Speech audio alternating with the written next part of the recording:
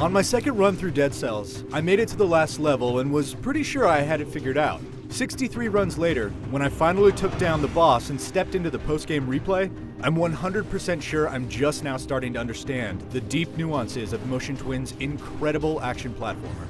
Dead Cells is a triumph of shockingly good game design, the ever-changing guts of its beautifully illustrated levels, a staggering array of game-changing weapons and gadgets, and its breakneck motion fuse into an engrossing loop. It's so engaging that even after dozens of hours crawling through its island fortress, I'm still discovering and devouring new morsels.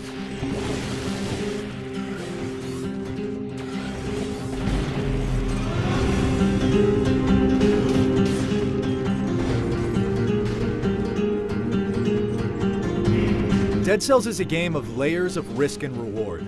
At its shallowest, you're a decapitated prisoner, reanimated to run through a dozen levels that are gorgeously detailed, even though they're procedurally generated, only to die and use what you've learned and collected to get a little farther the next time. The placement and order of its levels are Dead Cells' skeletal frame, but the ever-changing layouts and enemy and item placements are the blood that pumps through its heart. It's what makes every run different enough to be consistently tense and surprising. Like being trapped in some kind of gothic horror Groundhog's Day, you'll scrape together money, blueprints for new items, and cells you can spend to unlock blueprints and buffs for future use. Each small bit of persistent power you pick up propels you forward like a bloody snowball careening down a mountain until you feel unstoppable. Momentum is where Dead Cells really shines. Its slick system of running, jumping, dodging, and pounding through these dungeons feels so good that the desire to move and attack quickly overrides a lot of the caution that comes with a game where death sends you back to the beginning. Motion Twin's subtle design pushes you forward through ingenious touches. You're rewarded for multi-kills with a speed burst. You don't take damage when touching enemies just for being hit by attacks, and that grants a sense of safety even in the presence of the diverse and deadly foes. There's a sense that if you're wily enough, move fast enough, and jump precisely enough, you're untouchable. Though this blazing speed is where I've seen occasional frame rate dips across every platform, but most frequently on the Nintendo Switch. Movement and combat are exciting and freeing and drive Dead Cells' ubiquitous sense of putting it all on the line to get a little farther.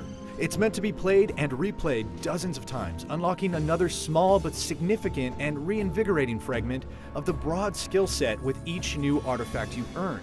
Once you've unlocked all the clever Metroidvania-style abilities, you're eventually able to move unrestricted through its darkest recesses to find its skimpy but fun bits of story and gaming references in cleverly hidden secret areas. The real diversity in each run comes from an excellent set of choices in how you want the second-to-second gameplay to work. Perhaps you'll blitzkrieg through with speed and fire and sword. You'll be rewarded for your reckless pace with access to the locking gates that only open if you reach them before their timers expire. Or maybe you'll go through it methodically, using ranged weapons, traps, and turrets to safely pierce, poison, burn, or butcher enemies and thoroughly explore every inch of each level for treasure. And you'll be stronger for it. And though I've found some strategies and playstyles to be better for me than others, there are no sure bets because you'll never have the same experience twice. Your starting weapons, the items you pick up, and their modifiers are always different. It keeps you improvising. The overarching layer to that strategic variety is knowing you can't always go for the throat. My first 10 runs in Dead Cells were all aimed directly at the final boss. But I quickly realized spending over an hour to get there only to immediately die because I hadn't properly prepared was a waste of effort. So, some runs I would focus on harvesting cells to unlock more items and buffs. Others I would try to extract blueprints until I finally felt ready for the battle. I won't spoil what comes after that, but it's certainly given me some new options for my next runs. Dead Cells is rewarding in its flexibility in a way few games are. Each easily digestible run through its beautifully detailed and shifting levels instills a feeling of discovery and familiarity. It goads you to push the limits of your ability and mercilessly crushes you when you get too comfortable. There are layers of strategy and tactics buried not only in the immediate choices you make, but in the grander metagame each run builds toward.